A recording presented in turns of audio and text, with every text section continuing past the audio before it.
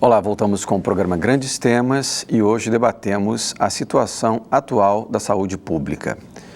O aumento nos índices de mortalidade infantil e mortalidade materna é o foco da discussão de hoje. Carolina, a gente vinha falando aqui nos dois primeiros blocos, né, dessa situação, desse contexto geral de desinvestimento, né, público na área da saúde. E recentemente, com a interrupção, né, do governo Dilma Rousseff, através de um golpe jurídico institucional, a gente teve uma retomada agora no aumento da pobreza, como o professor Ian destacou, o que acompanha o aumento também de mortalidade infantil e materna.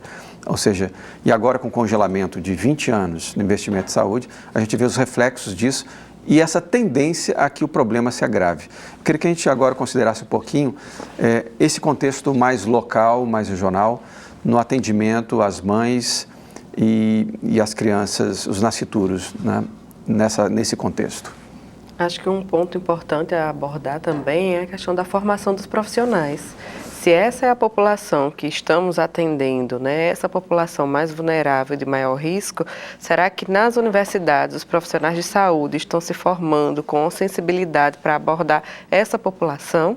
Então, nós, da Maternidade Escola Januário, assim como Maternidade Escola, também buscamos essa sensibilização ao longo da formação dos nossos profissionais que passam por lá, né? Tanto na educação continuada, de quem já está em serviço, então a gente busca esse processo contínuo de sensibilização da equipe para essa realidade, porque nós não atendemos só um parto ou só uma mulher parindo, nós atendemos uma mulher que tem um contexto socioeconômico e cultural que precisa ser considerado. E aí eu acho que essa talvez seja o diferencial partir disso dentro das universidades, já que essa é uma perspectiva, precisamos também sensibilizar nossos profissionais em formação sobre a técnica do cuidado, sobre a qualidade da assistência e essa qualidade passando também pela humanização do cuidado, trazendo essa usuária como protagonista com todas as suas características e não só com características relacionadas a um processo fisiológico, mas porque o parto e a gravidez é muito mais do que fisiológico, é cultural, né? Quando a professora Ana Tânia traz essa questão, quem é que está engravidando, né? Como é que é feito esse planejamento familiar? Qual é o sentido desse filho para uma mãe que não tem o que comer, mas está na 5ª gestação? Que contexto é esse? Então, acho que a gente precisa se debruçar também sobre isso para que a gente possa pensar numa educação voltada para aquele, ou acessível para... Até a educação tem que ser acessível. A gente fala que a saúde precisa ser acessível, mas como a gente vai educar alguém? Que informação e como a gente vai informar vai fazer a diferença nesse cuidado da mulher.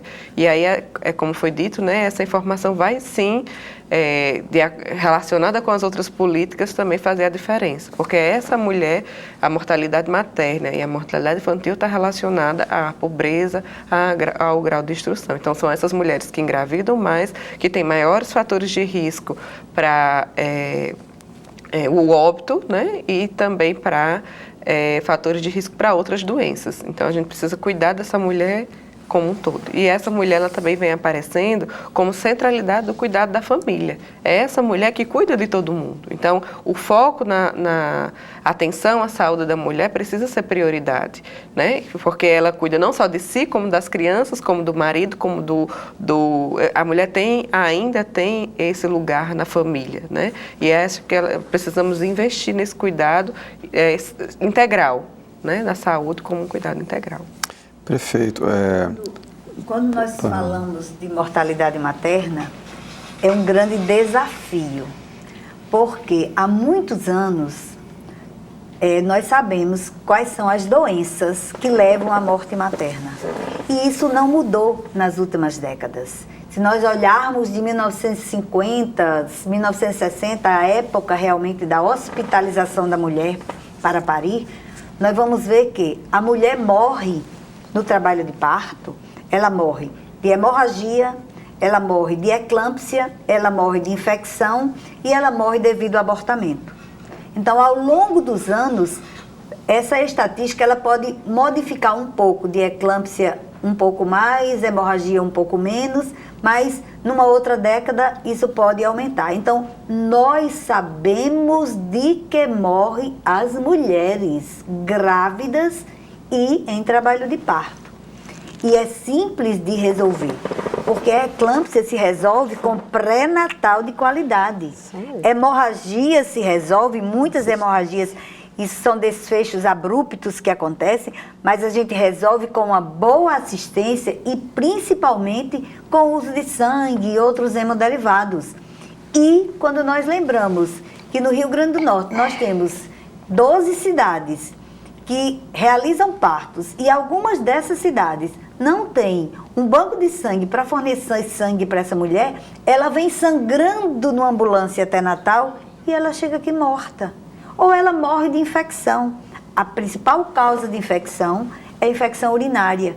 E por que a mulher grávida tem infecção urinária? Porque não se pede um sumário de urina, ou porque não se pede uma urocultura, ou então não se trata, ela não tem acesso a fazer esse tratamento. E do abortamento. Muitas gestações são indesejadas. E pela gravidez que foi indesejada, ela termina fazendo um aborto de risco. E aí ela tem uma infecção e aí ela morre. Então isso está posto há décadas. E nós precisamos resolver isso aí. E quando eu digo nós, é porque nós estamos à frente desse momento. E todos aqueles que vierem um pouco atrás precisam saber que isso precisa ser resolvido no Brasil. Não é possível a gente estar deixando morrer uma mulher que é muitas vezes esse centro da família e que aí ela morre e muitas vezes ela deixa órfão 3, 4 filhos e há uma desagregação, uma desestruturação dessa família por conta de uma morte materna. Quando na maioria das vezes nós sabemos como poder evitá-la. Mais de 90% das mortes maternas são evitáveis. Perfeito. Ion? Eu acho que é bem interessante o foco nesses assuntos, né? Mas nós não estamos diante desse aumento com as circunstâncias normais de óbitos, né? Houve uma piora e esses indicadores vinham diminuindo, tanto a mortalidade materna como a mortalidade infantil. Por exemplo, toda essa questão da má qualidade do pré-natal, ela tem a ver com uma desassistência na atenção básica que tem se tornado cada vez menos frequente. Por exemplo, o Rio Grande do Norte, em média, tem uma cobertura aí girando entre 70% e 80% através da Estratégia de Saúde da Família em todo o estado. E eu tenho acompanhado esses médicos, portanto, posso afirmar que o pré-natal que eles fazem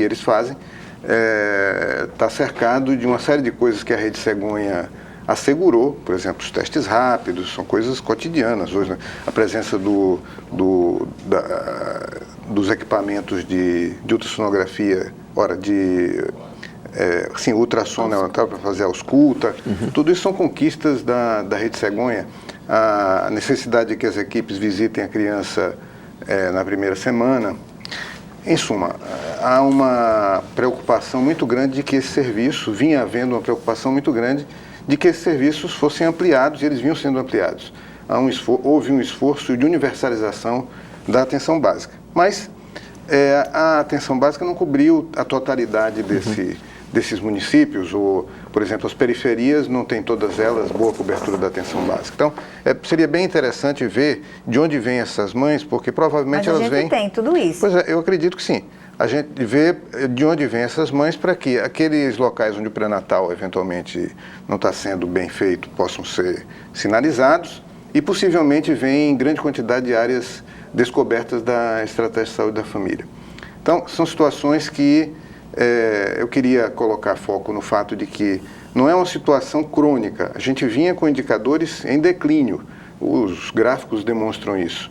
E agora a gente tem uma piora. Então, acho que essa é uma coisa muito importante da gente focalizar para que a gente possa entender o que é que está acontecendo, embora a situação nunca tenha sido ideal e o SUS sempre recebeu muito menos recursos do que deveria ter recebido, mas não se trata da continuidade de uma situação, é uma piora, né? Então, acho que isso é uma coisa importante da gente salientar. Eu queria, em relação à questão do financiamento da saúde, né?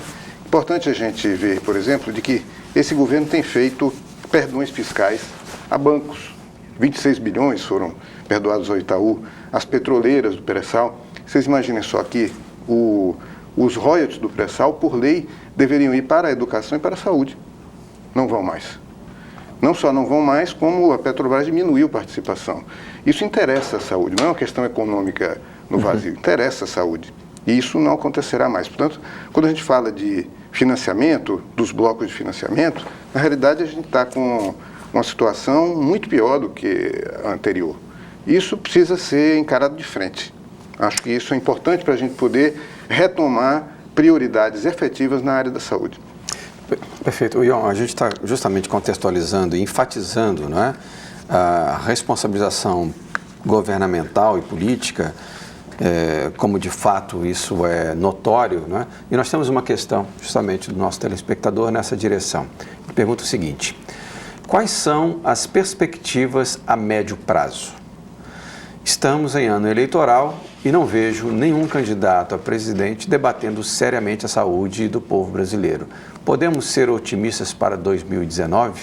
A questão não foi identificada, mas justamente a gente estava agora, o Ion estava contextualizando, a gente está justamente num processo de declínio desses índices, né, de combate à mortalidade infantil e materna.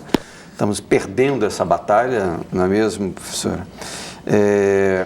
E como é que a gente retoma essa luta para avançarmos em direção à saúde da mulher e da criança nascitura? Eu até queria acrescentar ainda mais uma preocupação, né? A gente teve também um outro golpe, um outro prejuízo muito grande e me preocupa a longo prazo. Talvez poucos brasileiros tenham conhecimento disso, mas a gente teve uma lei também, a 13.097, que abriu o capital estrangeiro, né? A exploração dos serviços de saúde pelo capital estrangeiro. E isso é uma outra preocupação. A gente agora não está ainda discutindo porque a situação econômica do país não está muito interessante para investir, mas já já vocês vão ver e vão se lembrar desse programa, de que isso também é uma consequência a médio e longo prazo preocupante. Se a gente já vive essa situação atualmente, com os investimentos internos, né, não havendo essa prioridade e nem essa clareza da saúde, tendo definido seus percentuais para investimento na saúde, imagine quando a gente abre para vários campos aí para exploração do capital estrangeiro. Mas, assim, a minha preocupação e a minha, como cidadã, aqui como professora de saúde coletiva, eu sempre tenho dito muito, é que a gente conquistou, nós temos hoje a Constituição considerada a mais cidadã do mundo, a gente tem hoje o país que tem maior número de direitos cidadãos, se você for considerar, mas infelizmente a gente vive num país impune, altamente impune, então as leis não são cumpridas. Se a gente cumprisse a legislação do SUS, doutora da Guia, vocês sabem, a gente conversa isso. Bastava isso, cumprir o que está na lei, mas não se cumpre. Não se cumpre, não se faz a menor questão de que as pessoas saibam. Está aqui no estado do Rio Grande do Norte. Está aí a própria legislação, o decreto 7508. Você pega, a gente sai do Brasil e vai apresentar o SUS lá fora, todo mundo fica assim... aí a gente diz, bom, mas na prática não é bem assim não. Não é bem assim não. Porque é lindo, é maravilhoso. Meus alunos, quando eu dou aula, dizem, professora, eu digo, gente, a gente tem que mostrar o que é legal. Se de fato não se faz isso, mas está lá, na legislação.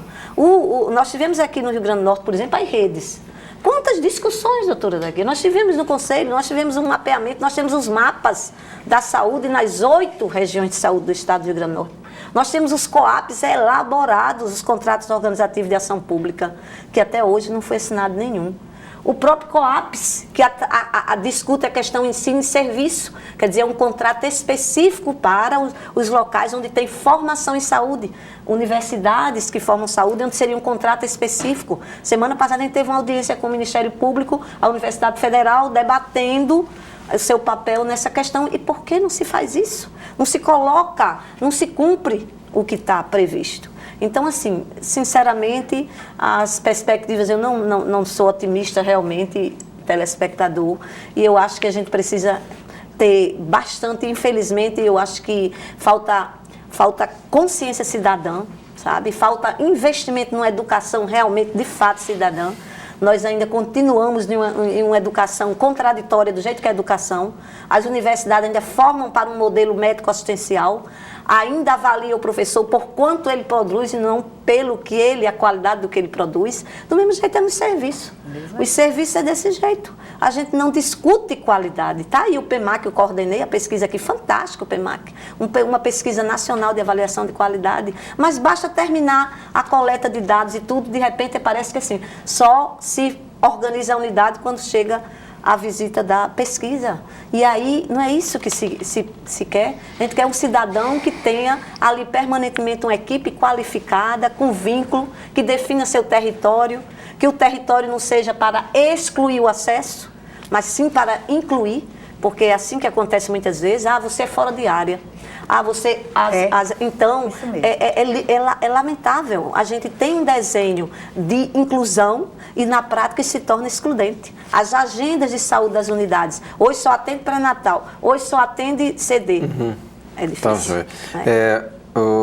Doutora da Guia, a gente está chegando um pouco mais perto do fim do programa. Eu queria ouvir suas considerações finais sobre essa questão, sobretudo, das perspectivas que a gente tem, particularmente aqui no Estado, sobre a saúde materna e do nascituro.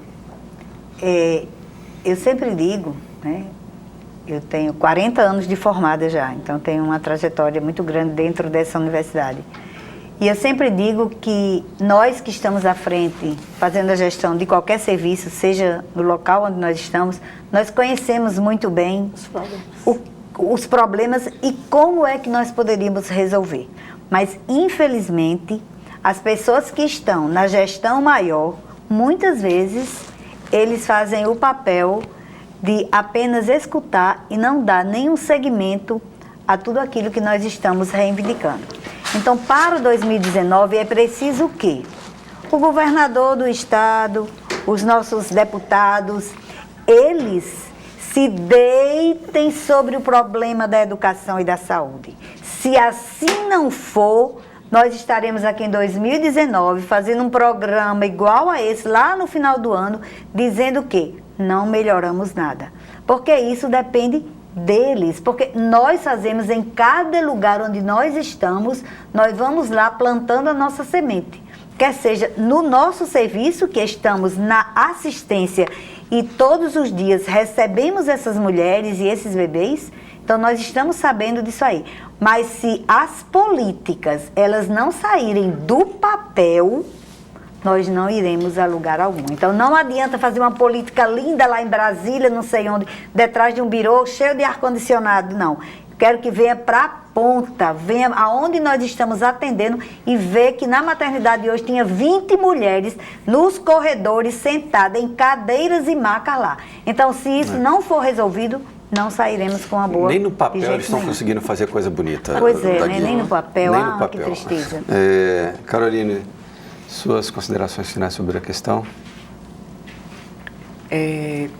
Uma coisa importante, né, que eu vou frisar novamente, é essa importância do cuidado da mãe em casa. Né? A gente cuida enquanto ela está no ambiente hospitalar, mas se não tiver continuidade desses serviços em casa, o prematuro vai nascer, vai ficar na vaga da UTI, vai chegar em casa para condições de vida muito precárias, né? Então, acho que é muito importante que a gente reflita isso sempre nessas várias perspectivas que foram colocadas aqui. E é importante pensar como essa mulher vivencia tudo isso, né? Se colocar no lugar dela e ver também quais são as necessidades de saúde dessa mulher, né? E se nós estamos realmente preparados para atender essa necessidade ou se estamos realmente só apagando os incêndios que vêm aparecendo, né? Sem realmente ir no foco da questão. Aí, nesse caso, Carolina, professor Ion, precisamos mudar esse modelo, né, de atendimento de saúde, porque é preciso que os agentes de saúde cheguem à população e deem assistência que as pessoas não têm, né? Sobretudo de baixa renda, particularmente. Eu acho que esse ano de 2019 depende das escolhas que vierem a ser feitas pelas pessoas nas próximas eleições, né? Acho que o que está colocado nesse cenário aí é a opção de país, portanto... eu acho que, nesse sentido, tem alguns gargalos que me parecem importantes no sentido da definição de grandes rumos. Por exemplo, o que é que nós vamos fazer com a emenda constitucional 95, que congela os recursos do SUS por 20 anos? quem poderia revogá-la? Então, acho que essa é uma pergunta crucial para todos nós que estamos querendo mais recursos para o SUS.